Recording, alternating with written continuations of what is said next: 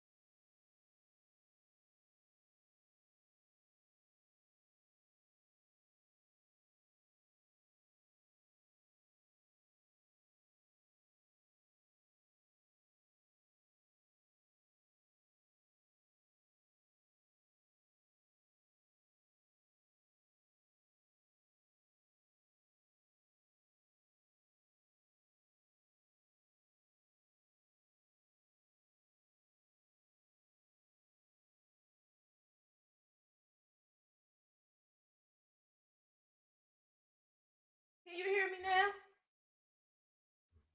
Can you Can you hear me now? Jeez. Can you hear me now? Listen, I'm just getting used to this thing right here.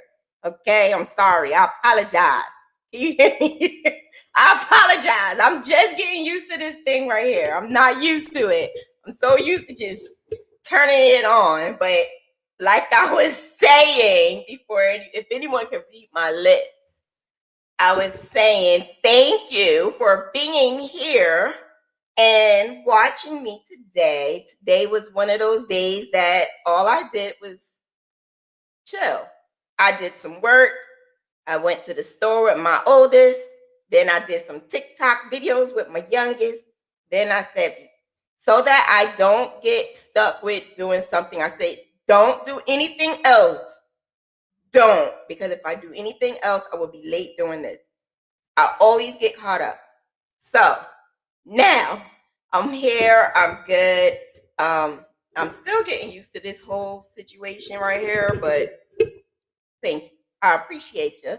It wasn't you, it was me. I have it set up automatically, so as soon as I plug it in, but of course I moved everything, so anyway. Oh man, what a week, what a week, what a week. This week, the podcast, this is going to be the second episode. So far I did one pilot, one episode. This is the second one. And already it is flying. It is going. People are listening. And I didn't even realize like this, a whole setup where I can see who's listening and I can see how many times, how many people, and I'm excited. I'm really, really, really, really excited. The thing is the comments. You know I don't give a shit about the comments. So listen, this is for grown folks, okay? Today is going to be a really sensitive topic. It's going to, and I decided to do it because I asked around who wants me to say something, you know, because I have a list of things, but sometimes I want to do what's in people's hearts and what's in people's minds. I may not go through everything. So whatever I don't go through, I do the research or I get a guess. Me, I've been through a lot. So you see all of the good stuff with crochet and you see all the pretty colors and the yarn and the beautiful setups all over social media, how everyone is making all of these patterns, and it's just wonderful to go on there and you get crochet and you get a great feeling for crochet. But then what we have is a lot of people who come on and get some type of false understanding of doing a business. So you want to be an entrepreneur, right? But you see all these people with this positive stuff. So I got caught up in the hype. I got caught up with, why not me? I am good. I'm a great crochet. I'm very creative. Why the hell aren't I going viral? Why the hell my stuff is staying where it's at? And I get caught up in that. Well, I don't anymore, but I used to get so caught up in that to the point where it was bothering me. I caused my depression with that. But not only was it just depression going on, it was a lot of stuff going on in my life. I spoke about being on welfare. I spoke about being homeless. I spoke about a lot of things that went on in my life. But what I am going to talk about today is going to be for real. It's going to be some stuff. So it's going to be sensitive content. So I'm just saying, you know, sensitive content. And I just hope and I pray that it gets to the right people. Because crochet is something that we do to get our mind off of things. But I also want people to know, if you're trying to be an entrepreneur, if you're trying to have a business, I advise you to understand there is trials and tribulations. And the trials and tribulations that you're going to go through, you're not the only one at all. You're not the only one. You may seem like I'm the only one because everyone on social media makes it seem like everyone is doing great and everyone is doing beautiful. It's a lot of liars on social media. It's a lot of wannabes on social media. Today is the day we're going to out them, okay? We're going to out them and we're going to let them know that it's okay to understand. It's okay to know that you have off days. It's okay for people to understand that it's going to be days that you just don't feel like doing shit. It's going to be days where you're depressed. It's okay. We just need to learn how to figure it out and keep on going and keep our business. That's what we need to do. So the steps that I have taken, the steps that I did, it was a long process, a whole entire year process. I refused to speak about it and I refused to even mention it to anyone. Not only not mention it to anyone, how am I going to tell you or someone that I've been through this and you need to do this and you need to do that? I'm not a doctor. But what I can do is explain the steps that I did to keep my sanity. Not only depression, pain, physical pain, like pain that you've never heard of before, that pain like childbirth pain. The thing about the differences is you will eventually stop the childbirth pain. I'm talking about that pain that's continuing on and on and on for months and years at a time. So I was going through straight up pain majority of my life. I was going through straight up pain. So I had to deal with that. How God allowed me to deal with that is I became pain tolerant, which is not great. Pain tolerance caused me to be in so much excruciating pain that at times I didn't realize the seriousness of certain situations in my body. I didn't know. So I tend to downplay my pain. So the pain that I may have and someone else may have, you may be going through some serious, extreme pain. And I may say, what's wrong with you? You can handle it. You can do it. I can do it. You can do it. Everyone is different. Everyone is different. Everyone is on their own different level. So you may not be able to handle the pain that I can handle. But what I can do is tell you the tools that was given to me that I can handle the pain, the depression, the mental fogs. It was times I didn't even know where I was going, what I was going to do, how I was going to do it, let alone try to do a business.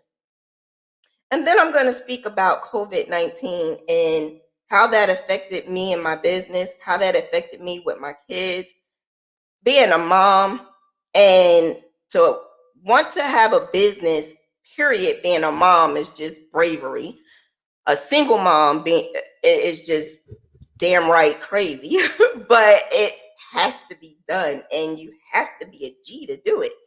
And so I'm going to explain the things that I had to do, even with a man in my life, the child's father in my life. I still was a single mom. Do you know anything about that? That's what we have to realize too. The child father, your husband, your significant other, they may be in your life, but you're still a single mom. You ever heard of that before? And that's the pain that some people have to realize too. That's what I had to. I had to realize that. Toxic relationship.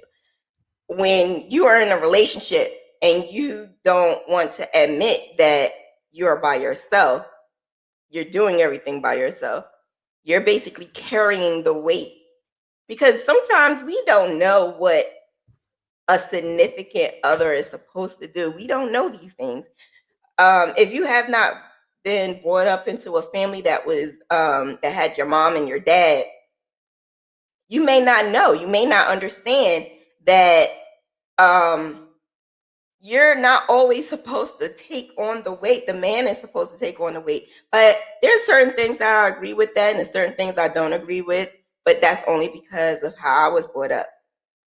So we're going to talk a little bit about that, and just the overall of using the pain, mental and physical, of our lives, being an entrepreneur, being a single parent, and trying to do our business. That's what I'm going to focus on today. I came across this topic because someone mentioned it. I'm so sorry. I don't even remember who. I am so bad. I have brain fog. I don't remember who said it, but I do know it was someone who I speak to on a regular, which is bad. It's real bad that I don't remember that. Was it Mariana? I don't know. It doesn't matter. But I have a list of things that I do want to talk about in my podcast. I just want, sometimes, because, some things just come to my mind and I'm like, boom, let's talk about this. Boom, something may happen or someone may speak about something and I'm like, boom, I got to talk about this. And that's how a lot of my topics come up. Sometimes I pray on it. Sometimes every day I pray, but when I come on here, I have to pray. I have to pray for you guys, and I have to pray for myself, and I have to pray for whatever content that I'm giving is going to be helpful to those listeners. So this is just the person who I am and how I became who I am. So let's talk. Let's talk about being an entrepreneur. So I wanted to become this entrepreneur, powerful woman. I wanted to be that spokesperson for all moms and people who have breast cancer, fibromyalgia, and I also have rheumatoid arthritis. I wanted to talk about that, and I wanted to get it to everyone's head that no matter what, you could do this. But this was like, I'm going to say like 4 or 5 years ago. I'm saying this to myself. And I'm like, I could do this because I overcame breast cancer. I overcame depression. And honestly, I said that I overcame depression, which is ironic because I didn't even know I was depressed. I never knew that I was depressed until you take a look back at the things that were going on. So I never thought I needed some type of therapy. I didn't need no therapy. What I need therapy for? And my insurance actually said this is a program, and this program is called Ableton. So if you ever wanted to go to it, ableton.com is a program that my insurance said, do you want therapy? And I have a care manager for my insurance. because of my disabilities. So, and I don't like that word, but that's what they call it. So the care manager said, would you like to speak to someone just about certain things that's going on? I was like, nothing going on wrong with me. I'm good. And she was like, well, take advantage of it. It's only for 3 months. I did. I took advantage of it. It's called Able To, and they call you. You don't go to them. They call you. Okay, fine. I just want to say, so more people came on. I want to say this is sensitive. This is a sensitive topic, so it's up to you. It's not for the kids and it's not for the weak-minded. So just a word of advice before I go on. Because writing down my notes, I was like boo-hoo crying, just writing down my notes. So I had to pray before I came on. So, listen, right? So I said, okay, let's do this. I'll do the able to. And we'll see how it works. I did not realize that this was not just therapy. This was a life-changing mechanism that they came up with. Whoever decided to do this program was dead on. And it was targeted for people like me who never, I knew I had issues, but I said I wasn't that depressed. I look at depressed as not talking to someone or not being able to eat or not going outside, not being social. And I was just the opposite. The thing was, I was half doing some of that. I was faking the funk. I was saying everything is good. I didn't realize the way I dressed was me being depressed because I wasn't dressing great. The way I did my hair, sometimes I didn't. And the way I never really wear makeup. The most I would wear is maybe eyeliner and lip gloss. Never really did that. So it was things that I never thought is a sign of depression, really was a sign of depression. And they had pointed these things out to me. I had to take a survey. I had to do some homework. I had to write some things down in a journal, which wasn't bad for me because I'm always writing stuff in a journal. And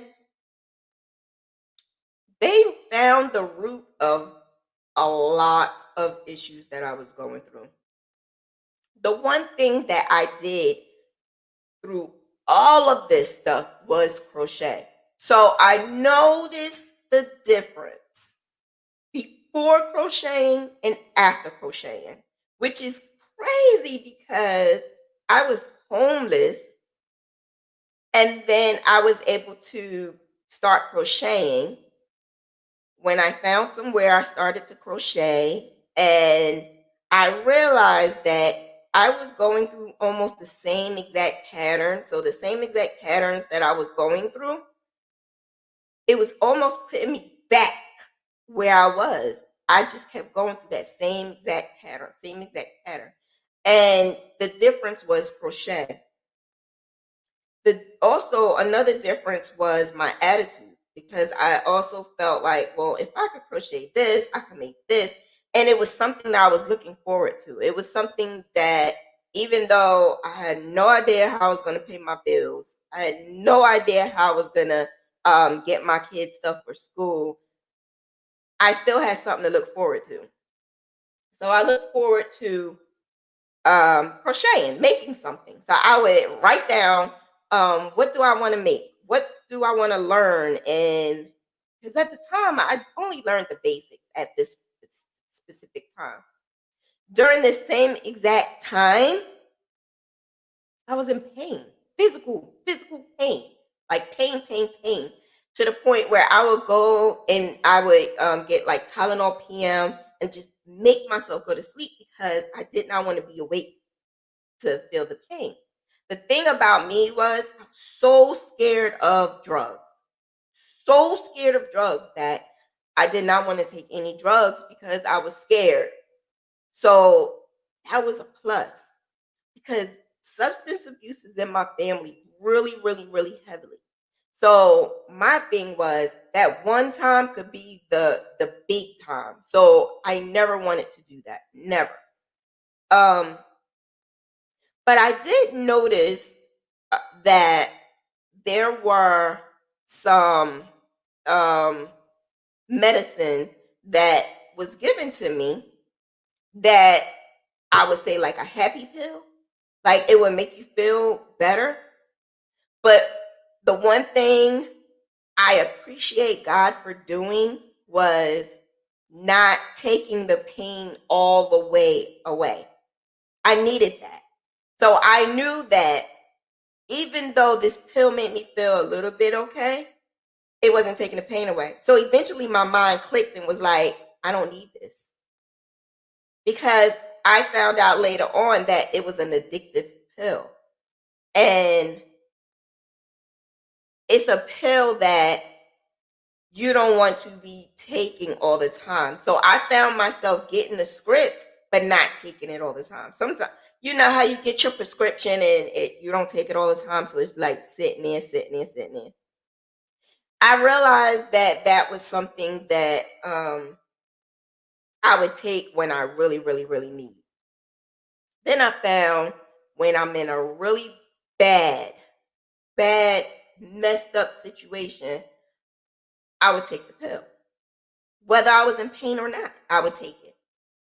So I went to the doctor and I told the doctor, why does this pill make me feel so happy? And she, at the time it was a lady, was saying, I don't know what you're talking about. So I'm like, okay, maybe it's just me. I didn't know. I'm like, why does pill make me feel like, giving me a little energy? It's supposed to help me take the pain away, not give me energy. And she's like, I don't know. Maybe you're just in a happy mood that day. So this is the lady who originally prescribed me the damn medicine. And I do not go to her at all. Because if I had a crazy messed up mind and an addictive mind, I would be so hooked on that medicine. She gave it to me like all the time. All the time. If I say I needed it, they just called it in. If I say, oh, I just need a refill, she'll call it in. And I was just stacking it. I was just stacking it because it was a point in time where I knew my insurance was going to end. So I was just stacking it for just because. If I need it, I have it. And I found that it did help, but then it didn't help. So what's the sense in taking it, right? Then I found when I got in severe pain, like that pain I really couldn't take. So now I'm like, okay, these things are really not working. There's no need to take them. She ups the strength. So now I'm taking the high dose. Then she said, if you need, take 2. Now you already gave me a high dose, and now you're telling me to take 2. So that'd be 100 milligrams of this prescription. And I'm like, oh no, I would be comatose or something like that. Like, no, like me taking Percocet, I just didn't even like taking like medicine like that because I don't like how I felt. I didn't like how it takes me in a different way where I can't adjust to it. So I said, okay, I took the medicine. And then I realized that it made me feel good. It made me sleepy. And it kind of did take the pain away. So maybe that was the great dosage that I needed. Maybe I just needed it to up it, right? Then my insurance stopped. I didn't have the money to go back to her because, of course, now I got to pay for the doctor and the prescription. So the medicine ran out. I wasn't taking the medicine anymore. And now I'm like, okay, what the hell is going on? Now, at this point in time, I had no idea what was going on. I didn't know that I had this autoimmune disorder. I didn't know I had fibromyalgia. I didn't know that I was having this brain fogs from the chemotherapy. I didn't know none of this. I just knew something was going wrong with my body. But you have family members, right? Okay, listen. You have family members who will say, you just need to go back to work. You just need to exercise. You just need to do this. You just need to do that. Or why are you sleeping all the time? Why are you acting like this? Why are you doing that? Meanwhile, you don't know what the hell is going on. So now it's an argument because now I'm defensive and your family members are defensive. So now it's a back and forth situation. The significant other. Now we are going back and forth at it because he feels I'm sleeping too much. He feels I'm just not that person he met. What do you mean? What are you talking about? I'm the same. What are you talking about?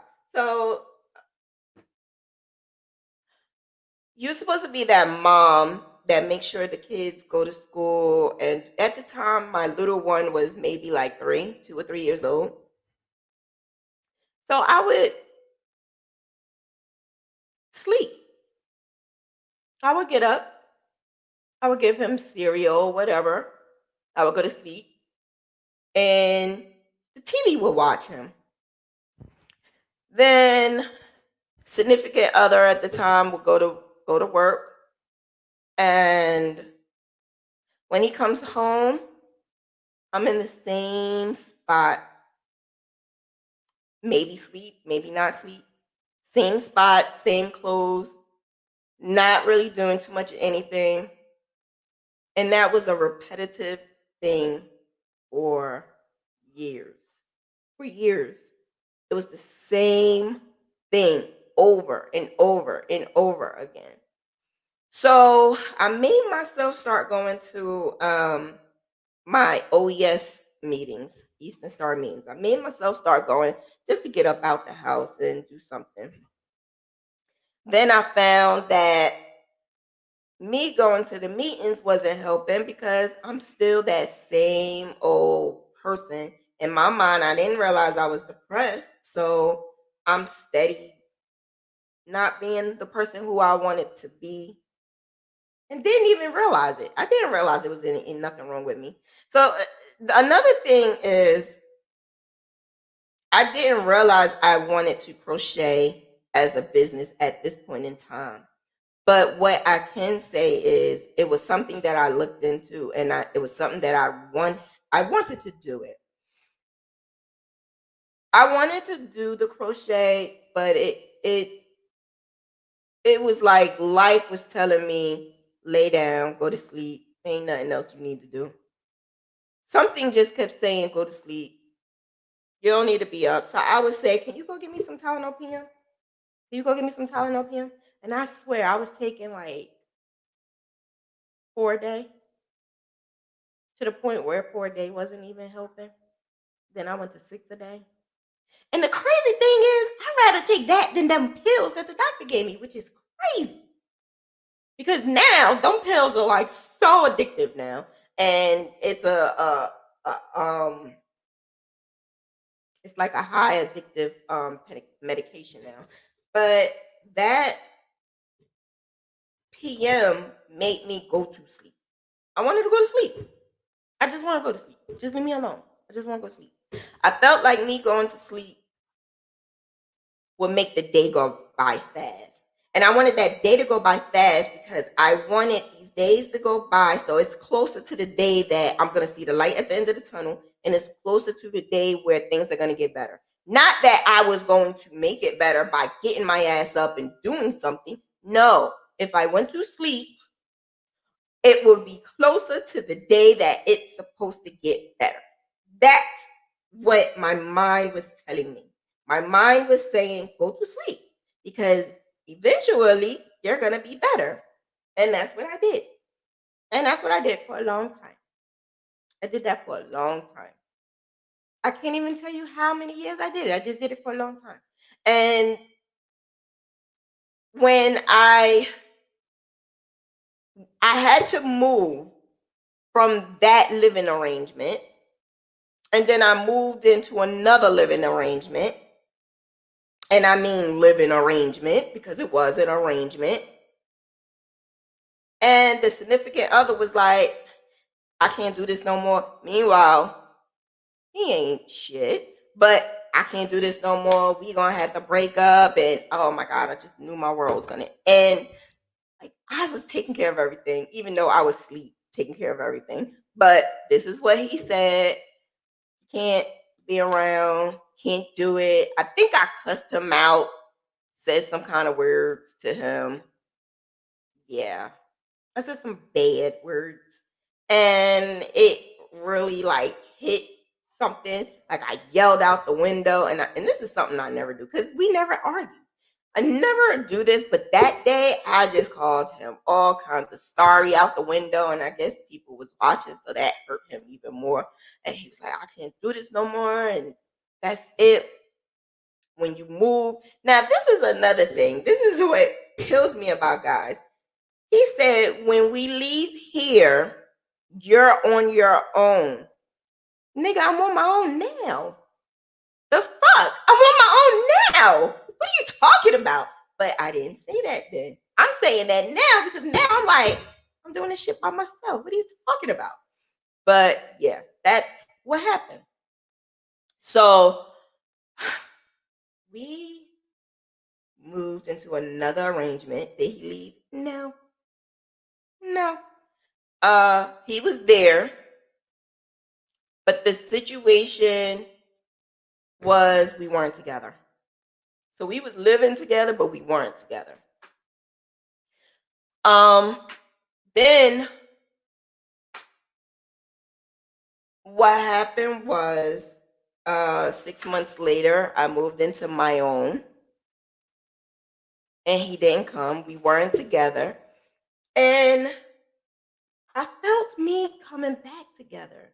I felt that Shanna was Shanna, and that I felt rejuvenated.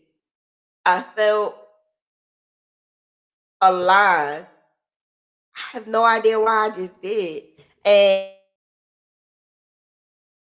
I was excited. I was always in there being a good parent.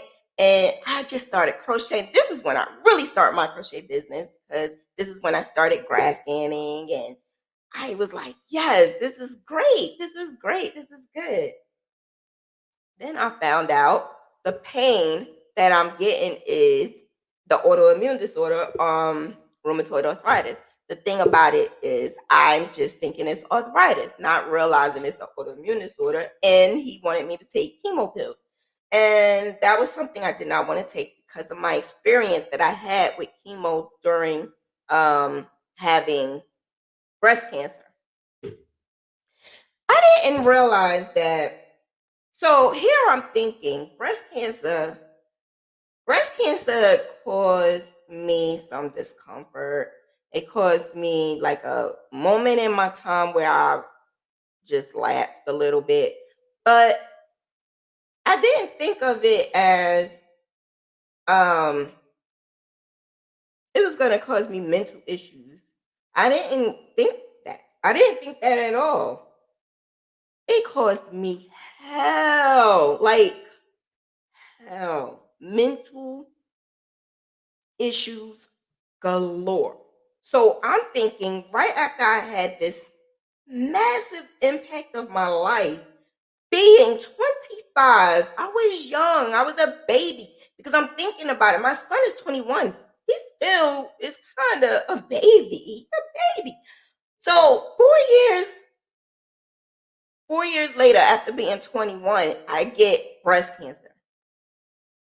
Meanwhile, I'm taking care of my sister, and I'm taking care of my son, and I'm taking care of myself, and I'm working 2 jobs, and I had breast cancer.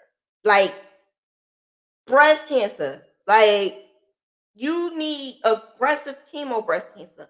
You need aggressive radiation. You need this. You need that. And it was like, oof, I'm just Shira. I'm knocking it out the way. Boop, boop, boop, boop.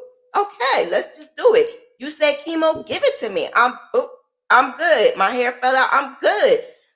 I'm going back to work. I'm good. Radiation, it burned the shit out of me, but I'm good. It caused scars, like real bad scars, but I'm good.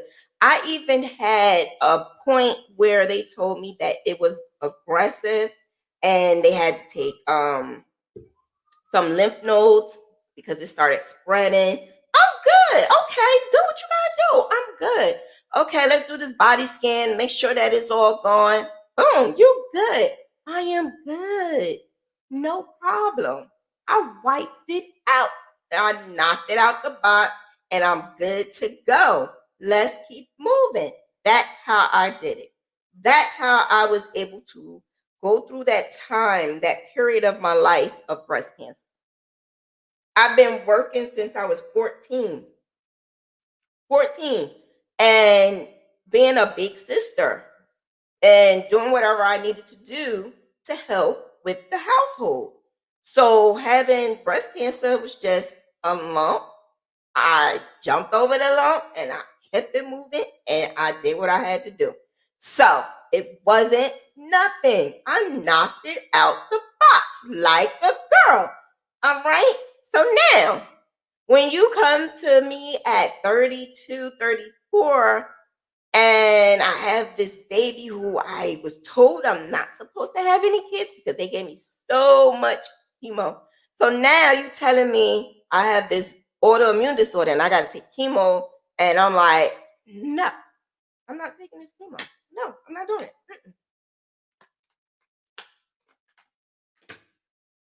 I didn't take the chemo because I went to see a second opinion. And this doctor is telling me, why would he tell you that? You can't have that medicine. That medicine will cause you a lot of problems, and you don't need those problems. You already had a lot of issues. So now I'm mad. I'm mad because he just gave this to me and not explained what it was. He didn't explain the issues they was going to cause.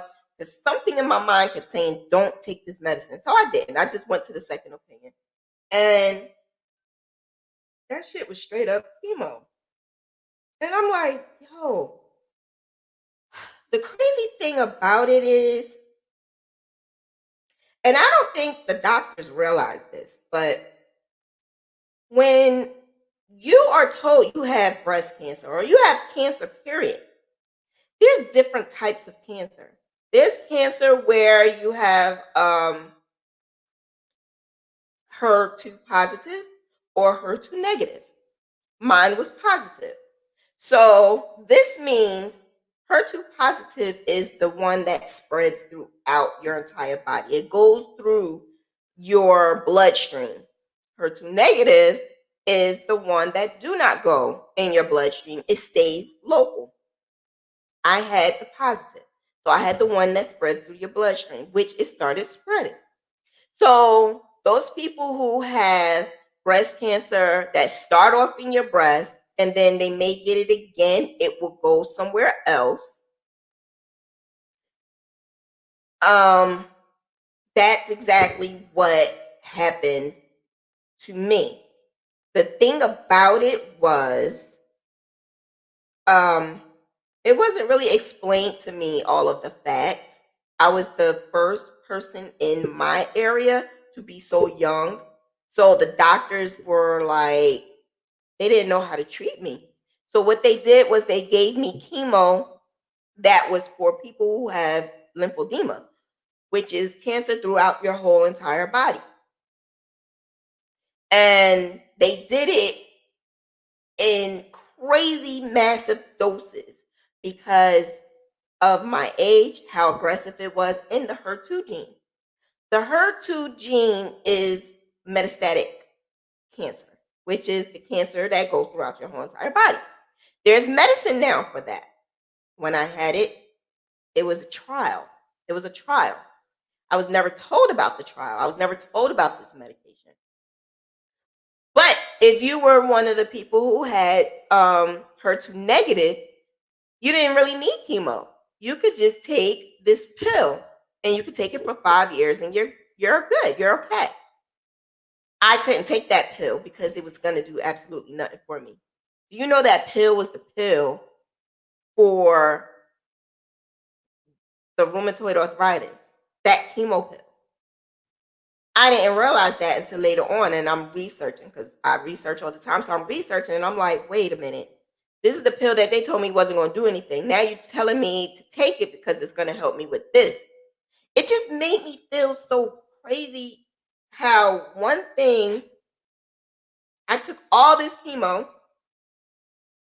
and aggressive chemo and radiation, and years later you're telling me that I gotta take something that you told me not to take before. But not only that, like, I'm taking all of this chemo to knock out this bad ass tumor. But now I have this autoimmune disorder, and that chemo I took back then that was like crazy is not doing absolutely nothing. It made me feel some type of way.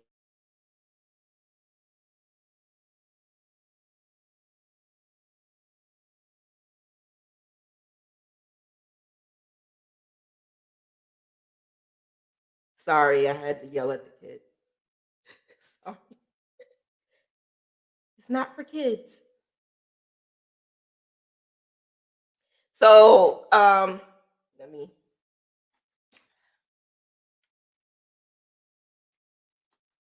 I had to drink my water. So yeah, I had to get over that part. So I got over that part, and I realized the chemo wasn't something that I wanted to take. The pills wasn't something that I wanted to take. So I didn't take it. I didn't take anything. I had to keep finding doctors. I also had an insurance that didn't give a shit about me. So I was going to the doctors that everybody who had the same insurance had to go to. Medicaid. So Medicaid was sending me to the doctors that you had to be there for like hours and hours and hours. So literally I had to make the whole entire day out of going to the doctor. I hated those times, man. So it was a depressing time, but I was still trying to move on with my business, trying to be a mom. And this time I was trying to be a better mom. Actually being more active into the school, trying to do things for my teenager at the time. I had a teenager, and then I had the young one because my kids are 10 years apart. I don't know why I did that. I have no idea why I did that. 10 years apart. I would have been free now. But yeah, I did that 10 years apart. So my depression stemmed from not just the whole situation with that. I had some crazy times when I was younger. I'm going to get into that another time, but I think that is what caused my depression to come out more because I masked it. I would do things. I would work, but now I'm not working. So I didn't have the time to I always wanted the time to just go. Just go. Just go. Just go. Just go. Please just go so that I could get closer to the day where everything's gonna be okay. Not thinking that I need to work for it. Not thinking that I needed to do these things. So it pisses me the fuck off when I am talking to someone now, and I'm basically telling someone now what you need to do to be successful and what you need to do to be a great crocheter. And you say, thank you so much. Oh my gosh, this helped me. And then you don't do it. And then months down the line, you still saying, I can't get a customer. I can't get this. I can't get that. You're just not ready. But it pisses me off because I see, sometimes I see me in some of you. And I don't say it because it's not up for me to say. I only see what you're telling me. I don't see what was really happening. So it could be really good on the other side. It could be really bad on the other side. I wouldn't know. I do know I don't think that um if you are going to play I'm going to friends with this person. And I want this person to like me, even though the person is shit and the person is doing shit and the person is not even successful.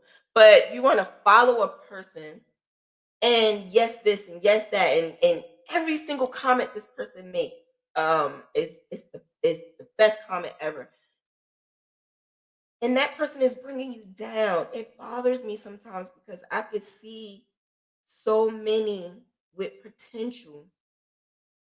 But when you follow, and I get mad at my son because sometimes I feel like he follows. My oldest, sometimes I feel like he follows, and I'm like, be yourself. Because that's the best thing to be is yourself. I'm telling you. Me being myself, oh man, it's beautiful. I love it. I love this Shanna. This Shanna that I am now is beautiful.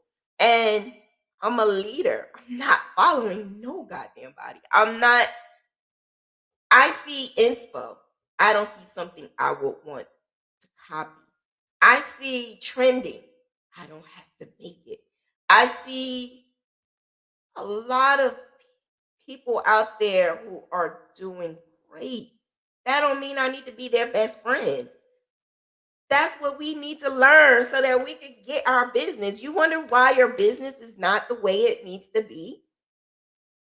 Okay, depression. We may be fucked up in the head, but you even more fucked up following somebody in their fucked up ways. So what's the sense in even trying? It's just crazy because I can't save everybody and I can't.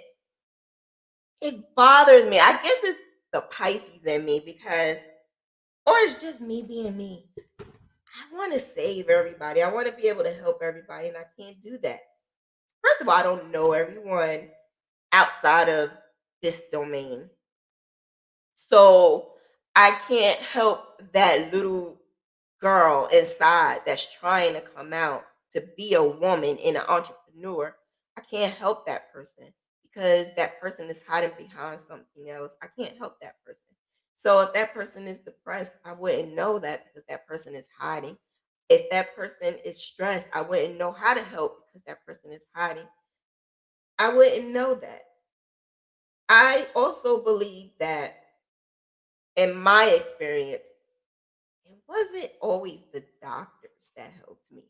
It was always true friends in my spirituality and those people who reminded me of that spirituality. But they knew me and they knew my heart. They knew who I was, my dignity. They knew that about me. So I had no problem when someone said, I know you could do better, Shauna. I know you could do this, or I know you could do that. And the more I heard that, the more I did better. And it doesn't mean because I also thought that you had to be on drugs, you had to be an alcoholic, not doing anything. You had to be like that to be like a real screw up. You could still be a screw up and not do all of that. You can still be a screw up. I didn't realize that. I didn't realize that I could still be a screw up mom, a screw up person, a screw up entrepreneur, a screw up friend, daughter, sister, and still not do drugs, not drink, not go out to parties. You could still be a fucked up individual and not do all of that. I always judged people when they did that, when in reality, I was the one who was the sick individual because I didn't do anything. And I'm only talking about a period in my life where after breast cancer and up to like 5 years ago. That's the period of my life. So from 25 to about 35, I would say. I would say 37. So for 12 years, let me tell you what the common denominator was. The significant other. That was the common denominator. The 12 years of my life that was so crazy, so deranged, so messed up, so bad, homelessness. I lost a baby. I just had, I had to deliver a baby vaginally that wasn't a baby. And you would think I would be all discombobulated and messed up. And I bounced back. In my mind, I bounced back, but I really wasn't. I was so discombobulated, man. I was so out of my mind. But I didn't even need drugs to do it. And that's the thing. Because I wasn't on any drugs or alcohol, I'm thinking, I'm good. I'm fine. I wasn't. I wasn't making logical decisions. I wasn't doing what we are supposed to do as a person living in society, as a mom, as a citizen. I didn't want to pay no goddamn bills. How the hell was I gonna pay a bill getting $400 from welfare? And that was the most you get for 2 kids. And the other thing was, yeah, you get food stamps. They may even help you with the rent. But do you understand how stressful that was? Because you're on their time, their dollar. You have to do whatever they want you to do. And it's like that caseworker is giving you the money out their own goddamn pocket. So you gotta basically lick their ass to get your rent paid the next month. I honestly believe and understand why drug dealers were drug dealers and prostitutes were prostitutes, because you rather sell your ass or sell some drugs because you at least know you ain't gotta bow down to the bitches in welfare just to get your rent paid. That's how I felt. But I didn't have the heart to do that. I had no heart to do that at all. None. I just couldn't do it. Like my mind and my body was like, oh no, I can't do that. But I'm just trying to explain to you the real stressful situation that we as people have to go through in order to live in this life. And you want to know something? I think of now what we're going through in 2020. It was meant for me to be level-headed. Because now I'm level-headed. Now I'm thinking straight. Now I'm on a roll. I'm kicking ass with knowledge right now. I'm kicking ass with all of my experience. I am going to say that if I was anything like I was 2000, 6 years ago, 7 years ago, 8 years ago, now in the 2020 world, man, I don't know what I would do. I don't know if it would be something that I would want to even think of, because this is not great to be in this situation, to be stuck at home. And if that thing was there, oh no. Oh no. Yeah, it was meant for that to not happen while I'm in this situation. It's just crazy because you can't even blame anyone for going through what they have to go through just to take care of their kids, because you don't want to have to go to welfare. But because I just didn't have the guts to sell my ass, I just went to welfare, right? Yeah. So when I had to go every single month for years, do you understand what it did to my brain? And the only thing that would keep me sane was crochet. So when I tell you crochet saved my life, I'm not fucking lying. It saved my damn life. It saved my life. Crochet put me, like when I was drifting off, it would put me back into perspective. If someone says, Shauna, I would need a blanket, how much would it cost? It puts me back in perspective. I would literally say, okay, I gotta do what I gotta do. Let's make it happen. And I'll get happy about it and I'll get excited about it. So if I was in pain, and the pain that I feel is the pain that, let me tell you how this pain is. I've been a creative writer, so I can explain to you how this pain I felt. The pain I felt is the pain if someone took one of them big pliers, I don't know what you call them, but you know the tools that you use to like snap maybe wood or something. I don't know, but I am imagining it. A huge clamp that's like pressing on your bones, but not to crack your bones, but just to put pressure enough to hurt your bones. That's what I felt. And it's consistent. It doesn't go away like labor. It will go away, come back, go away, come back, go away, come back. No, it's consistent. But not only are you feeling that, you have a nerve. There's a nerve from my back that goes down to my leg. And if I move a certain way, that nerve is being pinched by the bulging disc that I have in my back. So not only do I have the clamp on my bone, I also have the nerve down my back that the bulge is pushing it. Then I have fibromyalgia. When you touch me, I'm in pain. Sometimes when you are watching me here now, I could be in pain. Like I could literally go like this. You can see me moving around and like doing this, trying to get into it. It's because that bulging disc. It's because of that clamp. It's because of the pins that's sticking in the nerve. It's because of all of that. Sometimes it's all in one. It could be sometimes pressure just being put on my muscles. It hurts so bad. And crochet was able to help me letting that pain subside.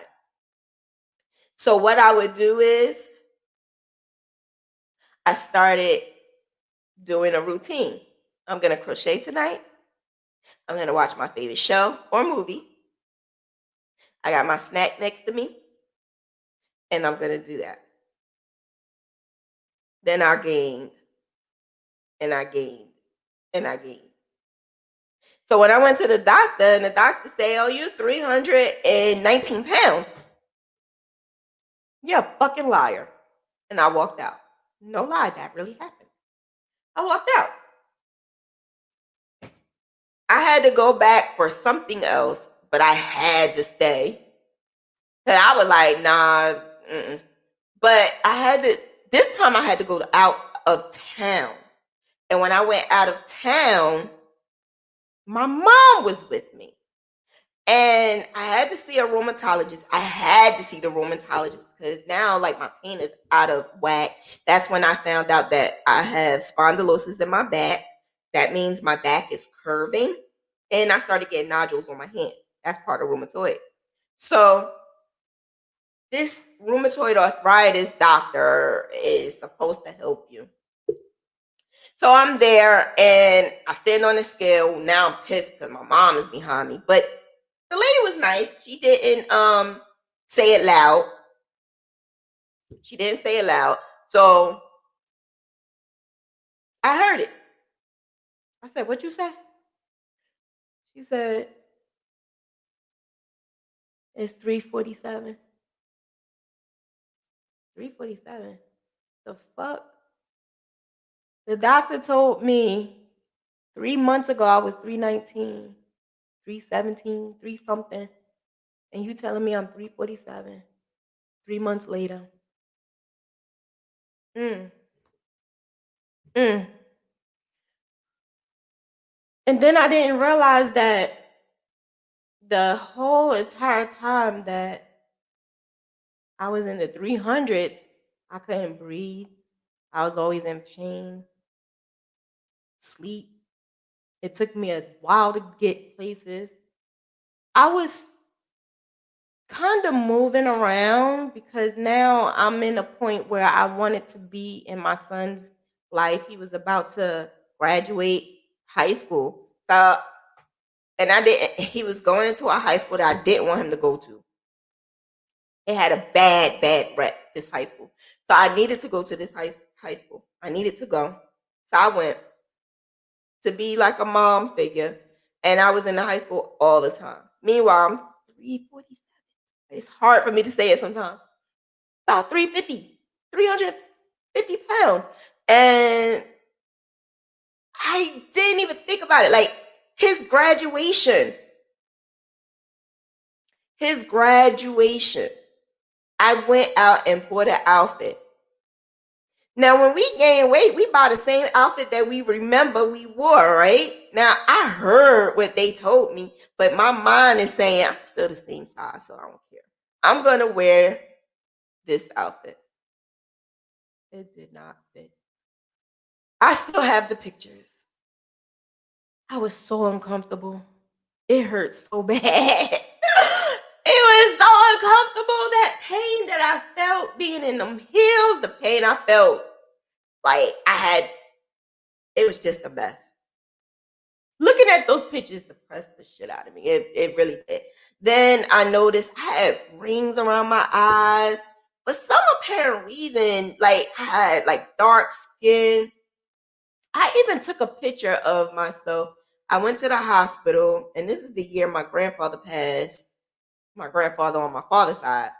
When he passed, I didn't have a great relationship with him, but I was his only grandchild and his only person that was alive to help do his funeral. You ever had to do that before? You ever had to do a funeral for someone you didn't know? I did that. I had to do that. Thank God my cousin was there and she was able to help take care of everything just about. But she did say, "What do you want to do, Shauna? Like he went to her and he said, this is my life insurance. If anything happened to me, blah, blah, blah." And she had it. But she was the one who contacted me. She was the one who said, come with me. I picked his clothes out, what he was going to wear, what type of service. Like she wanted me to do all of that. My first funeral that I did was for someone I didn't even know. I saw him. I knew of him. I just didn't really know him. I didn't have a relationship with him at all. So he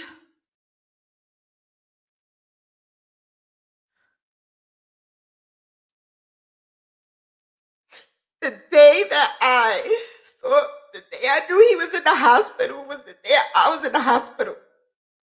I was in the hospital because I couldn't breathe and I didn't know why. I couldn't breathe. And the doctor said, "You gotta lose weight. You're not gonna be able to breathe." And I remember that was like my wake-up call because she said, "You're gonna die. You're gonna die if you don't get yourself together. You have to get yourself together. You're not gonna make it, honey. You're not gonna make it." Then it was a nurse. She was like, "You got a history of breast cancer, and you're like so pretty, and you're so nice, and you wanna know what I had with me? My crochet. I had my crochet with me." And when I left there, because I couldn't breathe, so I had to stay there. I had to do the test. I had to do the EKG because I couldn't understand why I could just be sitting there and I could not breathe. And they didn't even know why. They could not understand why I just could not breathe. So they got me to breathe. I had some oxygen and gave me some medicine, steroids, and all of this stuff. I was there for hours, like probably like 10 hours. So I said, okay, my grandfather's in the same hospital. So I went upstairs to see him. and he saw me. But he was so bad, so skinny, so bad and so skinny, and I felt so bad. I felt so bad because I felt like I couldn't do anything. But I sat there and I crocheted. And I sat there for like 2 hours and I crocheted. And I didn't even speak to him. He didn't speak to me. I didn't speak to him. And I just sat there and I crocheted. And I was like in a good mood. Like I was okay. I was fine. And it wasn't bad at all. I just wanted him to know that I was there.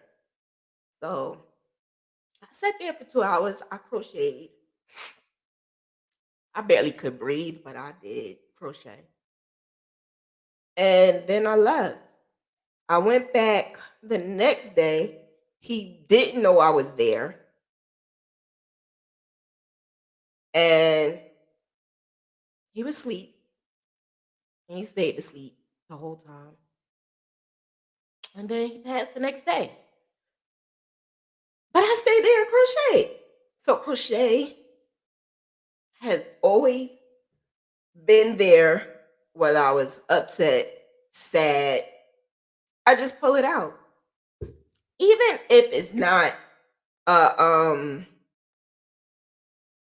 Graphghan, because that's what I do all the time, Graphghans. Even when it's not a Graphghan, I would just make something. Even if it's like a hat or, something. I would just do something just to crochet. So, what did this do for me? What did crochet do for me? And how was I able to keep going even though I went through this traumatic time in my life? I went through the depression. I went through everything. Ableton was the place that helped me. Ableton was two ladies. So wait, Ableton is a bunch of therapists. They're all therapists. They actually went to school for psychology or mental health. They went to school for all of that. Then they have a coach. So the coach actually went to school and did all of that. So the two, they double team you. So one week you have the therapy sessions, and then the other week you have the same week. I'm not the week, the day. So one day y'all have the therapist, and then one day y'all have the coach. But you have to speak to the coach first, because the coach is the one who is going to prepare you for whatever is going to be spoke about during the therapist visit. All of this was done on the phone. So they would call me. I think Tuesdays and Thursdays was my days. And it just so happened that I had these two ladies that kind of fit together, because you don't always get, apparently from what I was told, because I only had this session one time, but apparently you get who is available at that time. They don't match you with anyone that they feel they want to match you with. They match you with who's available. And it just so happened that they were just so busy because it just started, and then everybody, I think my insurance was like throwing people at them, I guess, to make money. And so it got to the point where they were like so hectic that they didn't have a coach. So my therapist could not be a therapist without that coach. So when they finally found the coach, that's when she said, okay, now we could do therapy session. So I did the therapy session first, which was like intake. So they ask you a bunch of questions. They give you a survey. They give you some type of basically just find out where you're at. If you ever wanted to commit suicide, and that's one thing I've never said I wanted to ever do was commit suicide. No, I've never was suicidal at all whatsoever. I just wanted to go to sleep. and make the days go fast. That's it. I wanted to wake up though. And the coach is the person who is preparing you on your goals to move to the next step, so that you are working with both of them together to make sure that your mind is healthy and your mind is good and it's good enough to complete those goals. That is the dynamic duo that I have. And I will never forget them, ever. Because they made me think of things that I never ever thought of that was pissing me off or making me so upset or making me the way I am now. I never realized that I would act a certain way towards my sister. And she don't even know this.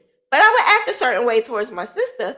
But she would ask me, why do you feel like that? How come every time I ask you a certain question, you're talking about your sister, this happens? Or how come and she said, do you realize that there's something going on with you and your sister? And I'm like, no, ain't nothing going on. Me and my sisters are good. She said, no. When I ask you a certain thing and that sister comes up, it's like a nerve and you cut it off and you push it to the side. And I'm like, no. But we spoke about it and I realized it was a nerve. And there was some other things that happened during my lifetime when I was little. Why I am the way I am now. That came up and how I deal with it. I go to sleep with the TV on. That's still baby steps that I'm trying to work with to not go to bed with the TV on. Because your bedroom is supposed to be done for two things, she said. And that is to sleep and make love. That's what they both told me. And because I was doing everything in there, that was the reason why I could not sleep. Because I did everything. I did my work in there. I ate in there. I watched TV in there. I took my naps in there. My mind was always racing because I'm always in the same spot. And I had to adjust. So now I work in a different area. Now I eat in a different area. And then my house is set up a certain way. So everybody's in their own area, their own. So now we have to have family time. And this is something that I had to grow on. I had to realize that the last 12 years was so freaking chaotic. I didn't have structure. I didn't have consistency because I was always in my mind. And it took me a whole year to get out of that mentality. But in my mind, I was scared I was going to be homeless again. Even though the rent was paid, I was scared that we was going to be on the street. Even though I just paid that bill. I was scared the lights going to go up. Even though I just paid that bill. Like, my mind was always like panicking. Like, the anxiety was crazy. But I would crochet and it'll go down. So what she told me to do was something called mindfulness. Mindfulness, and she would do it while I am on the phone with her and basically have headphones in my ear, and she would play certain music and she would talk. And I couldn't do it. I couldn't do it while I was laying down and just listening to her. I couldn't do it. I couldn't do it at all. So she said, crochet, Shanna, crochet. Then I was able to do it. It was crazy. It was just so freaking crazy how it was happening. And I just couldn't do nothing this lady was telling me to do. I could never meditate. I could never do it. But if you put a hook in my hand and I would just mindless crochet. That's what it is. Mindless crochet. And mindfulness is basically doing something that you love and something that can get your mind off of whatever is going on. And you do it in like a relaxed mode, and you breathe deep and you just put your focus on that one thing. So my focus was on my hands with my hook and my yarn, and then my mind was focusing on just put it in there and get it out. Just yarn over. And I just kept saying it in my head, like, yarn over, yarn over. And I just kept doing that in my mind to the point where I didn't even feel the pain that I was feeling, because it was days that she would call me up like, I'm in so much pain. She said, let's do it. Let's do the mindful thinking. Let's do mindfulness. Let's do it now so you could get that pain out your mind. And then I realized that I can get the pain out my mind. So my mind is focusing on something. Your mind can't really do two things at one time. This is what we were told. Your mind is not supposed to do two things at one time. So when you're concentrating and you're thinking on one thing, you're putting a backseat to the whatever is going on. So this is why crochet and knitting is great for the mind, the body, and the soul. And this is the reason why we, as knitters, crocheters, fiber artists, whatever you do, when you're doing something creative, it could take you in a zone where you can use that to get away from the negativity. So that's what I had to do. That toxic relationship, when he was getting on my nerves and pissing me off, I would crochet and close the door and zone him out. So he could blah, blah, blah, blah, blah, blah, blah, blah, and I'm just crocheting. Fuck you, yarn over. Okay, motherfucker, yarn over. And that was what I did until he said, I'm out. I'm leaving. I'm done. Boom. I cried 1 hour. I said, okay, reset. Boom. That's when Diva was born. I swear to you, that's exactly how it happened. I remember I left early that morning. I went all the way to South Jersey. And my family members in South Jersey don't even know what I did. They don't even know I did this. I got up because my son heard me cry when he said, I'm leaving you and I can't do this no more. And the crazy thing is the way he said it so nice and calm.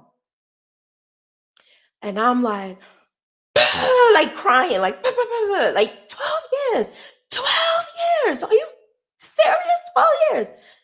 And at the time I had a 9-year-old at the time, I think. I don't know, but I woke up 4 o'clock, 5 o'clock that morning. I went to South Jersey and I came back. So the whole day, that whole day, I think I came back like 6 that night. I took myself out to eat. I took a walk, came back in the house, and I was good. And I was smiling. He thought I was going to kill him. No, like, thought I was crazy. Came back smiling. After all of that boo-boo crying last night. Like, looking for the knives and stuff. Like, yeah, no, I wasn't even thinking about that. I'm going to be good. I'm going to be okay. Crochet. And then I literally just started phasing him out and phasing me in. Phasing him out, phasing me in, little by little. And then I realized I just want to do better. I want to be better. I want to feel better. So what did I do? Started drinking water. Water. Nothing but water. And then it got to the point where now that's all I drink now is just water. But I decided that I'm going to do for me and me only. Because all these years I've been doing for everybody else. Kids, family members, friends. I always stopped what I was doing for everybody else. I did for me. So that's when I said, okay, I'm really going to make this a business. I'm really going to do this. I'm really going to do that. And I just started. I lost 60 pounds because I ended up back in the 200s. By that time, he was long gone because I was already on security. And I started getting happy and I started to become the diva. I actually created my name during this time when he was gone. And I was excited. And then I started seeing me being able to fit clothes that I bought. You know how you buy clothes, and when you bought clothes, you know you can't fit, but you didn't want to throw it away because tags are still on it. Yeah, that's what I did. I did that. So now I lost 50 pounds before. Now I'm 70 73 pounds lighter. But I just joined another contest because Miss Rona had me all screwed up. So Miss Rona, she had actually set me back. I almost got back into the depression, the failure. I felt like I failed because I won a transformation contest to the point where I went from 298 to 262 in that transformation contest. I won. I got money and products. The day I received my products is the day I was literally laid out in my bed and didn't know why. I got up that night. I had got this thing behind me in the mail. So I said, I'm going to put it up so that I can put it together, and I couldn't do it. I was out of breath. Then I realized that something was wrong. Like, it felt like I was catching a cold. Like about now, a lot of you are probably feeling like the itchy throat, and that's how I started feeling. Like I'm catching a cold, like an itchy throat. And like allergies are coming and bothering you. That's how I felt. Then the breathing, I couldn't breathe. I was so out of breath, just going from one end of my bed to the next part of my bed, picking up this and trying to. I had to keep sitting down. Each cube that I made, or each time I had to put the pieces together, I couldn't breathe. I was out of breath. I actually couldn't even finish the whole thing. I had to move it out the way because I couldn't finish the whole thing. I was so out of breath. I even tried to exercise. That right there, I just kept stopping. I'm like, why am I so out of breath? I just keep stopping. Never in my wildest dreams thought it was the damn Miss Rona. I didn't think it was Miss Rona. I didn't think that Miss Rona would be bothering me. Because what did I do to cause Miss Rona to bother me? So I basically, when I took my temperature and I saw that was like 100 and it was like 101.9, I passed out. I don't even know what happened next. I was on the phone with security. Security is my boyfriend. I call him security because of my group. He said he was watching the group, so we call him security. So he was only in my group just to he was doing a favor for me before I added everyone in there, and then he decided to stay, so we call him security. So security was on the phone with me, and I'm talking to him, and I'm steady saying, I just don't feel well. I don't know what's going on. And my temperature is, and I passed out. I passed out.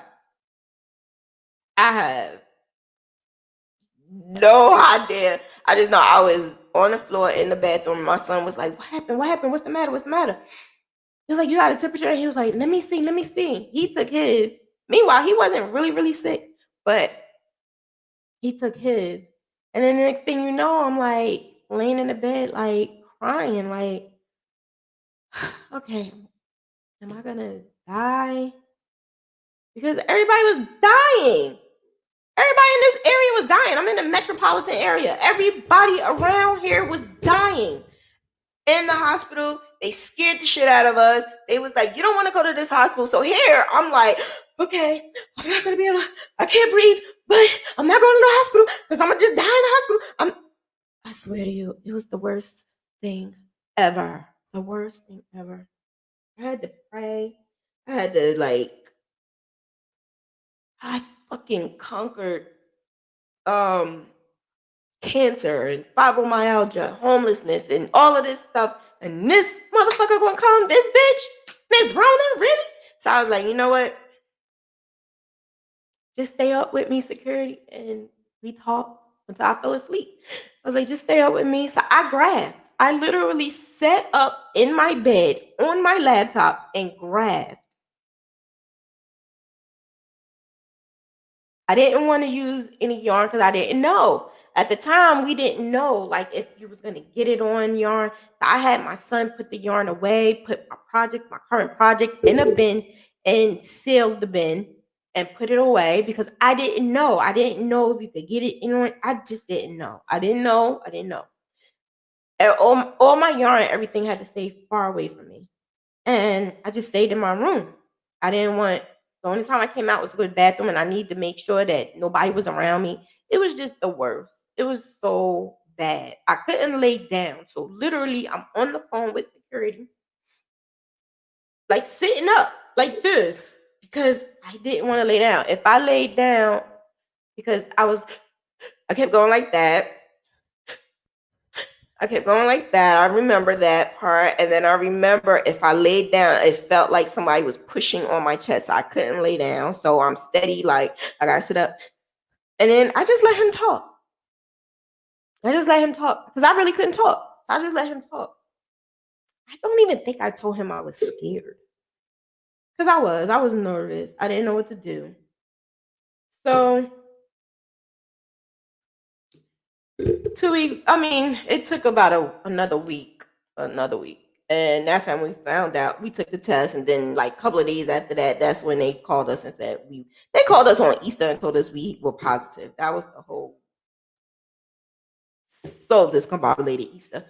And the crazy thing is I couldn't even stand, but I wanted some normalcy in my household. So I said I was going to cook. How the fuck we did it, I have no idea. Because I said, my son, I said, you gotta help me. I can't do it by myself because I couldn't stand. So I had to sit down and I'm sitting like cutting food and all. It was the worst. By the time we all fucking had it. So I did what I could do. It was just me and my kids. I can't even tell you what I cooked. I have no idea what I cooked for Easter. I have no idea what I cooked. I know macaroni and cheese. Maybe yam. I don't know. I have no idea. That's how blacked out I was on that day. So I got over that and I still maintained my business. I let my people know this is what's happening. And I'm a very transparent person. I don't mind explaining because people are saying, don't tell nobody that. And for what? Like, this is a worldwide situation. I didn't purposely get infected. This happened. This just happened. I know how I was exposed. I'm not going into all of that, but it was just a matter of the know-it-alls. You know, if you ever listen to me talk, it was the know-it-alls. The know-it-alls who know it all infected my household. So I was able, let me just tell you, we're still not better. I'm not better. I'm not fully better all the way. So I'm still trying to exercise. I'm still trying to do whatever I need to do. And every now and then I'm still going back and forth to the doctor. Like, listen, I can't breathe. Listen, something is wrong. What is going on with me? Why am I like this? And another symptom we just found out, I kept smelling cigarettes. So I'm like, who in my building is smoking like a chain? Is chain smoking like after a cigarette after cigarette after cigarette. And then because I'm like, well, maybe it's spiritual. Like maybe it's like a ghost around and smoking a lot of cigarettes. I don't know. So I'm praying and praying and praying. Then something said, tell your doctor. I told my doctor said, someone else said they smell sewage. And they had coronavirus. So now I'm researching. Then I said to my son, I sent him the articles that I had. And he said, Mom, I didn't tell you because I didn't know, but I'm smelling something bad too. So now I'm like, God damn it.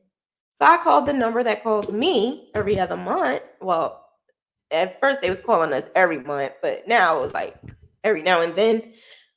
The state health department. So I'm calling them like, did you know of any symptoms about people like smelling certain things?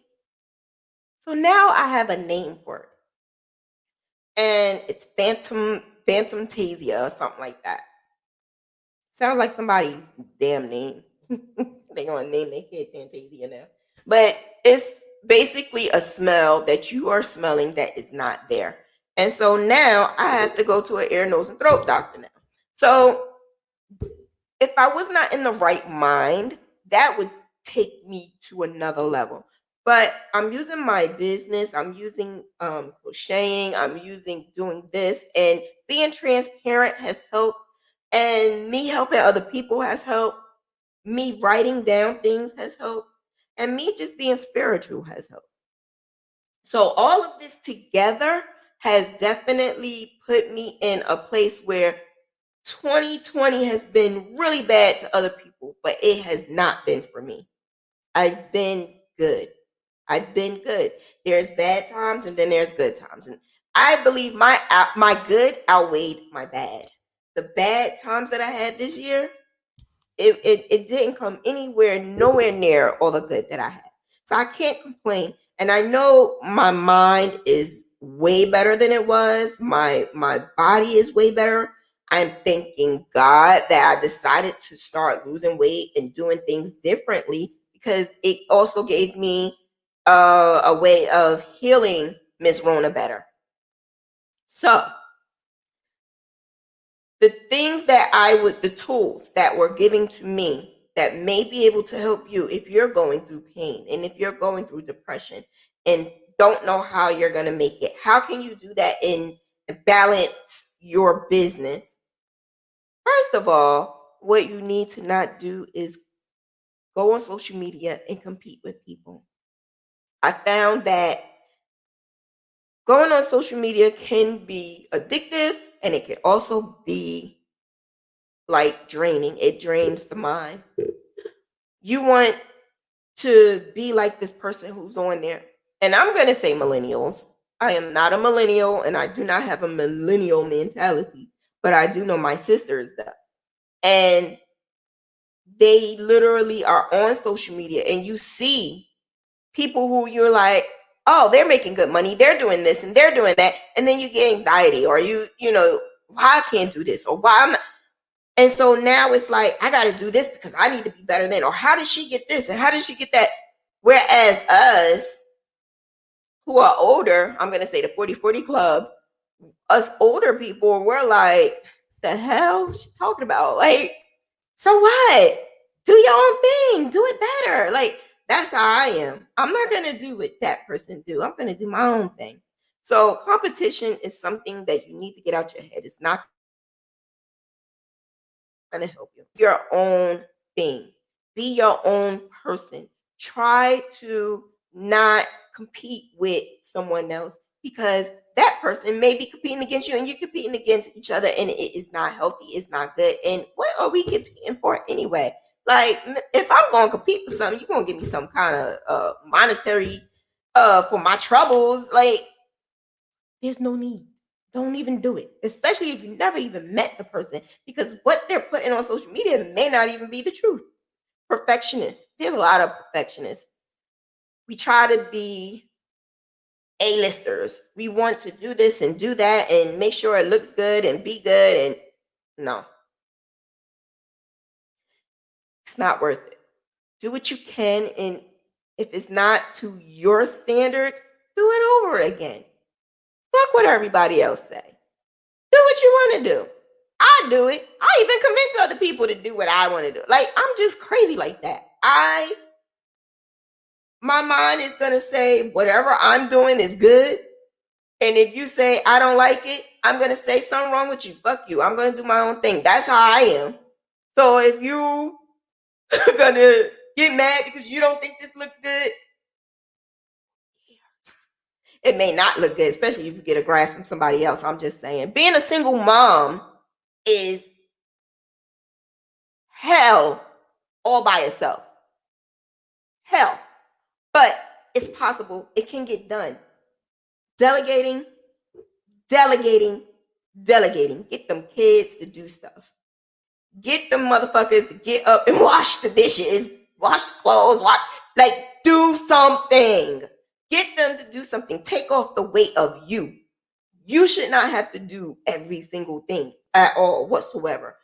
Those kids, and I had to learn that because I was doing everything. I didn't want them to do it. I felt like my mom had me do it, so I didn't want my kids to do that. I didn't want to raise slaves. That's how I kept saying that in my head. Then I thought about it. These motherfuckers are such a spoiled ass little brats. They're brats. And we need to change that. millennials raising brats. What do your kids got? They on TikTok, Instagram probably, cell phones. That's way more than what?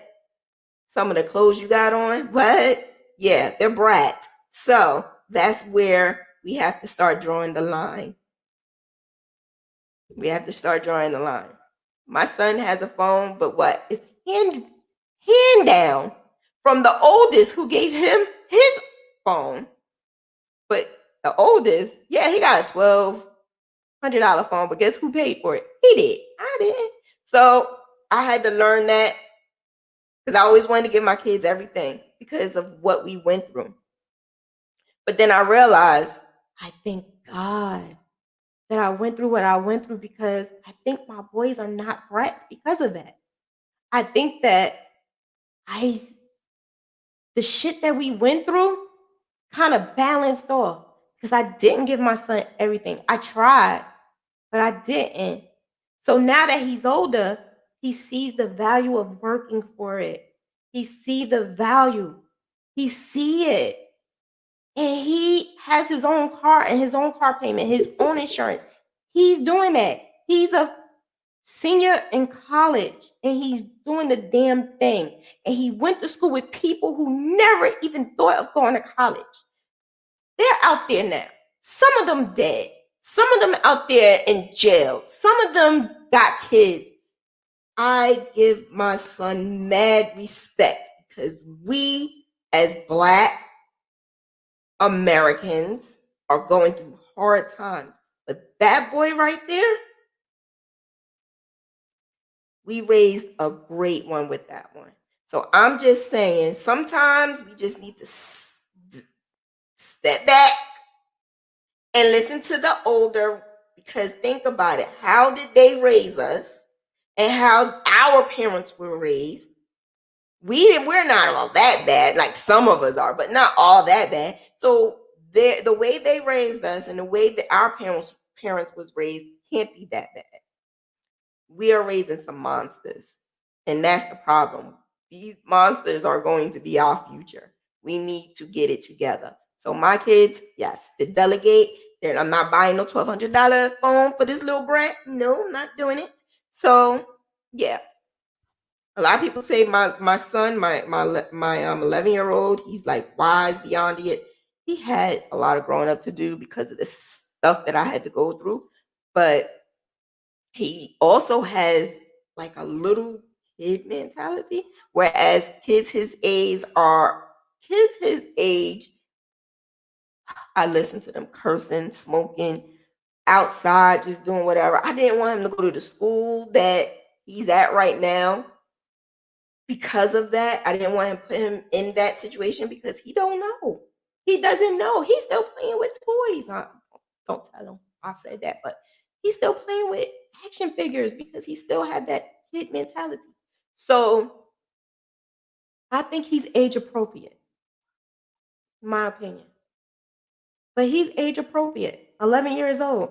Should not be out there cussing and doing all kinds of stuff like that. And I thank God for that. So being a single mom is hard, but to help out, delegate them motherfuckers. Health issues. Treat yourself. Deal with yourself. Get it together with yourself because you can't do it for no one else but yourself. You can't help anyone else. And I had to learn that because I was helping everybody. And I learned the power of saying no. The power of saying no. I learned it. And now, in the beginning, I didn't want to say it. In the beginning, it felt funny. If someone says, Shanna, can you do this? And I'm like, I can't. Oh, well, the computer's not working.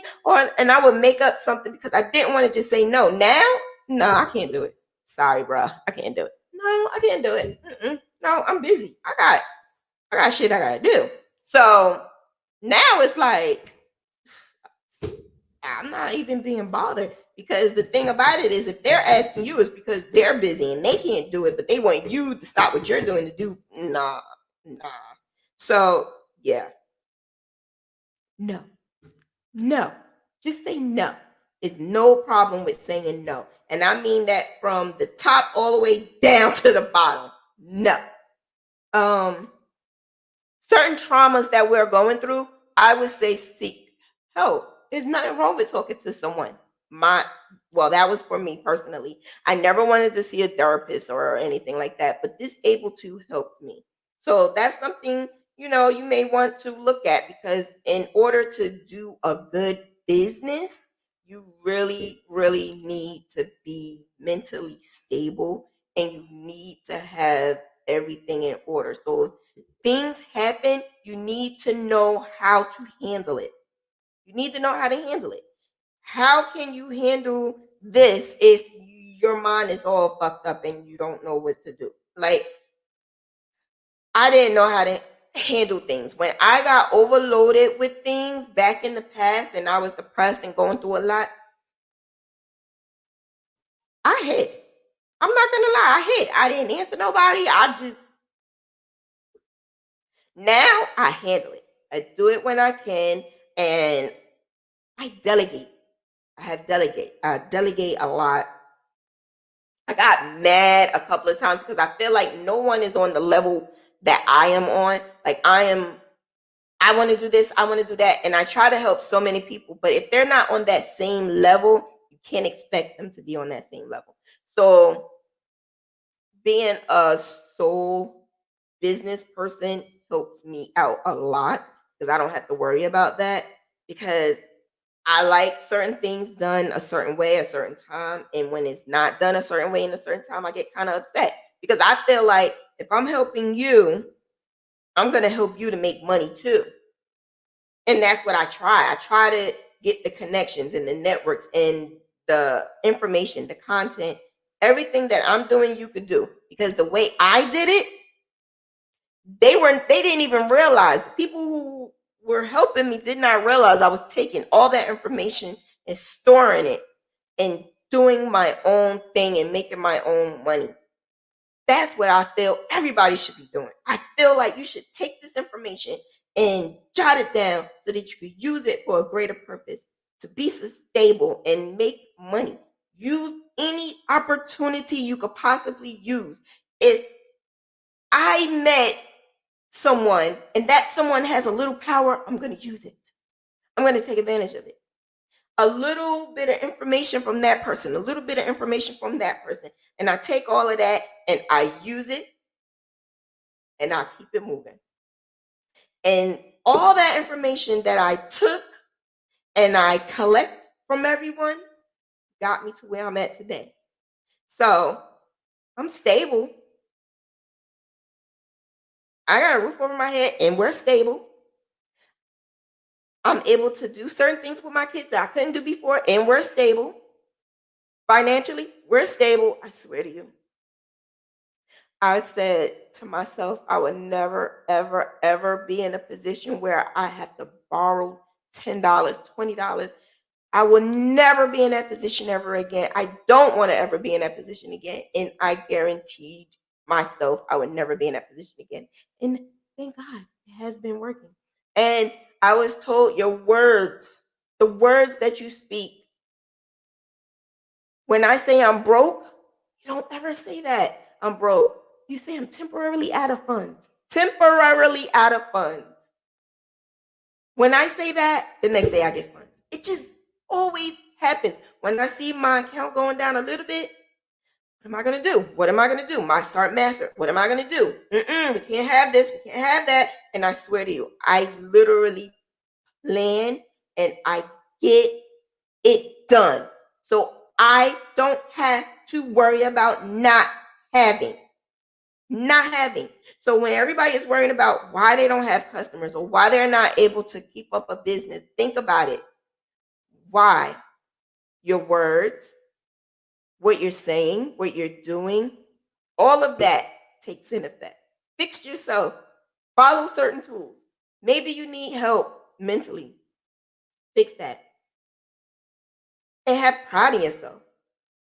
Do whatever you need to do for you and get it done.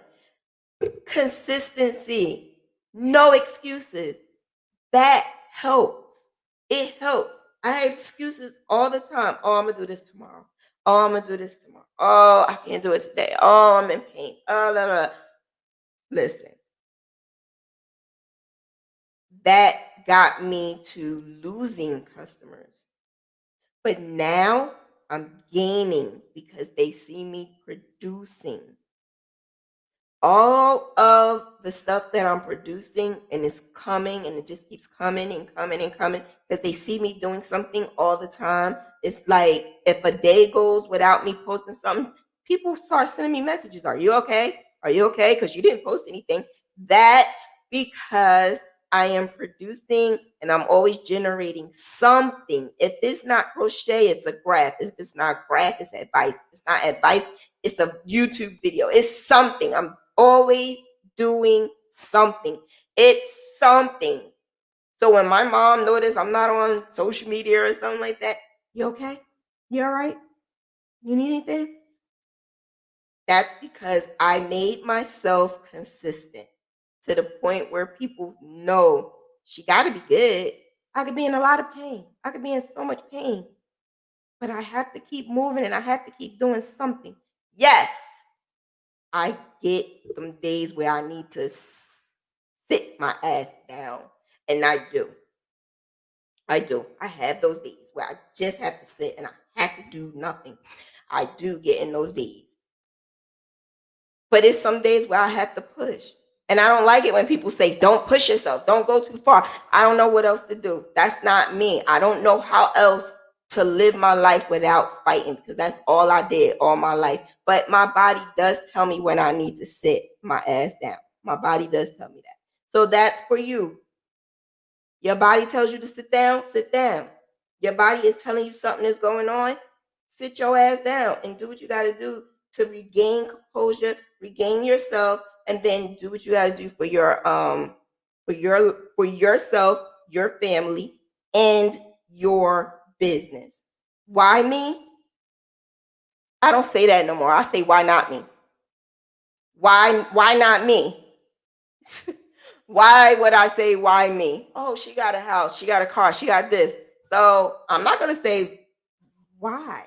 Why does she have this? Why? I'm gonna just say, okay, sis, I'm there. I see you. Congratulations. You pick them up and you keep it moving. You clap and you keep it moving. Because guess what? Me praising that person is giving me the insight that I know she deserved that.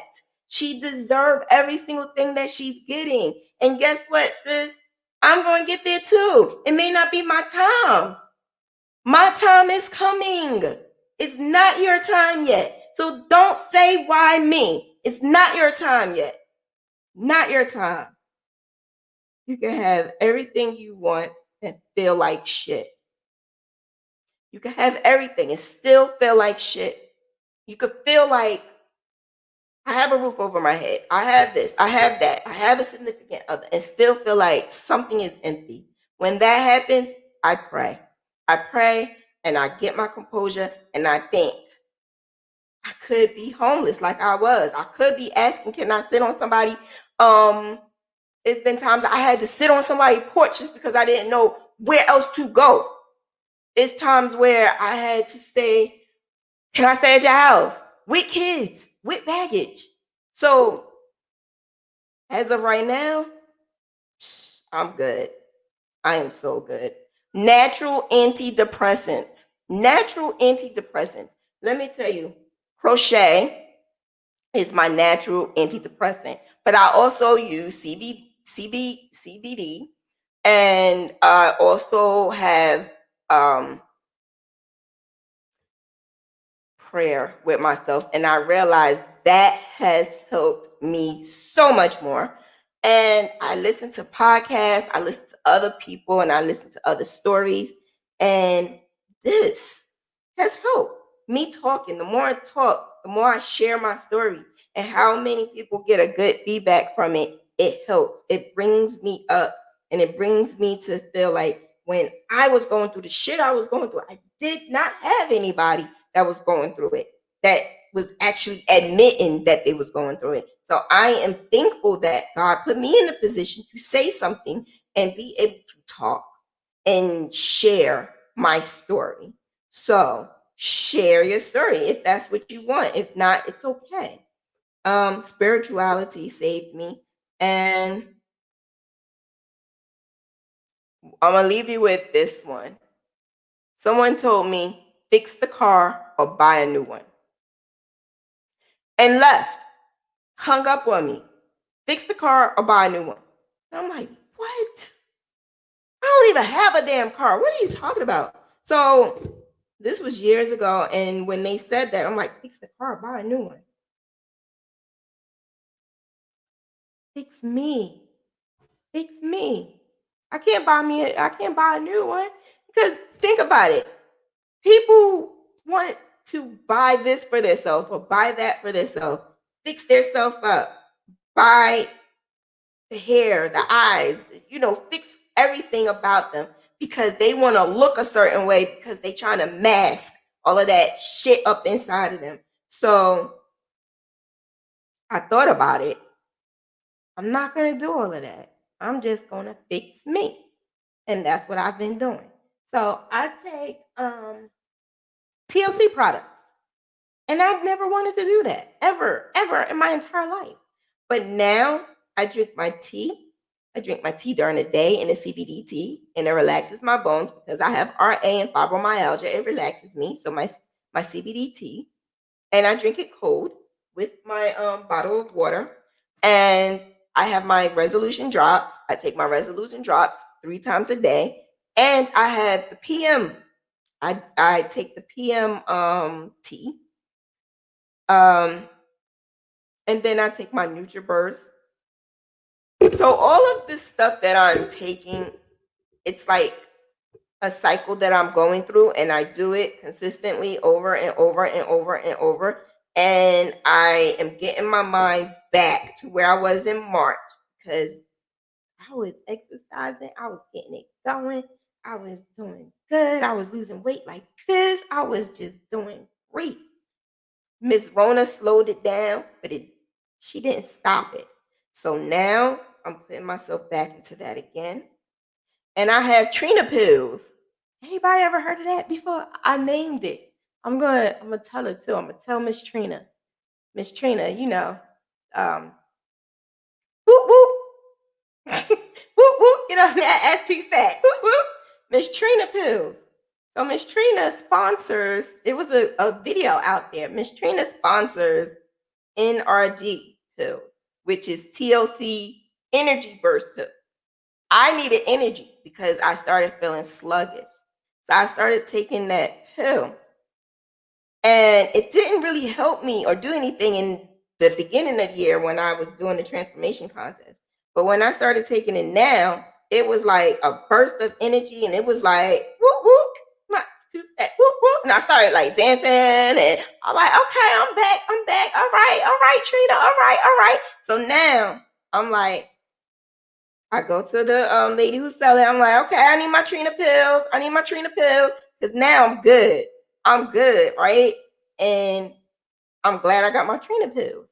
So now I'm going to be back at it. I'm going to be busting it loose. And the more energy that I am getting, the more I'm losing weight, the more that I put myself on a schedule. I wake up in the morning, I do this, I do that, make sure this boy is on there to do his school. I start doing some graphing. I crochet late at night. I have a schedule. The times, and I have I'm going to put it out too, my time management. I'm going to tell you everything. My time management video is just going to be a video. It's not going to be a live. So when I upload that, you'll see it. Time management saved me as well.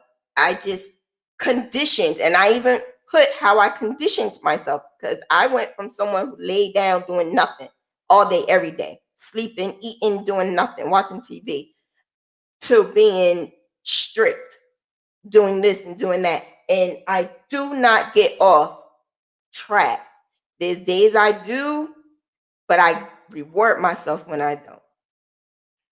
Gotta reward yourself. Thank you guys for listening. I just I shed a lot today. I knew it was going to be sensitive. I knew it was going to be tough to say some of these things, But I just thank you for being on and listening to what I have to say. I hope some of the content helped you so that you could be able to prosper in your business or just hobby or whatever. Some of the things that I say, this is real life stuff that I actually went through, like hard stuff. And it's stuff that I still don't talk about because it's so hard to talk about. I went through some crazy stuff. I don't even know if I have permission to even talk about some of that stuff. So I'm waiting for the permission, and I sure will because, like I said, crochet saved my life, even with that secret stuff. So thank you for being on here. Thank you for allowing me to share. And please share the word like. Please give me a like because I know there's some people who's giving me thumbs down. It's okay. It's okay. I still love you. Give me some thumbs up, subscribe, because this right here is really helping me. And I'm able to spread the word and help others. And the podcast is on Spotify. So this is the live version, but if you want the audio, it will be on Spotify. And all of the stuff is in the description. So whatever's in the description, it's links to it. So if you want to share it with someone, it's there. And I just wish you all have a good night. I will see you tomorrow for Mentor Monday. And Tuesday, we do have a scheduling for coaching with Diva. So we're going to coach with Diva. And I'm going to upload my time management video. So got a lot of content. This right here is the video that's helping me get monetized. So thank you for letting me get monetized. I'm going to get monetized on YouTube. So thank you very much for this video right here that's getting me monetized. I appreciate you. It took me not as long as I thought, but it took me there. And I thank you so much from the bottom of my heart. Just spread the word. Spread the word. Spread the word. I'm just begging you. Spread the word. That's all you need to do. Spread the word. You have a good night, and I will see you tomorrow night, 7 o'clock for Mentor Monday.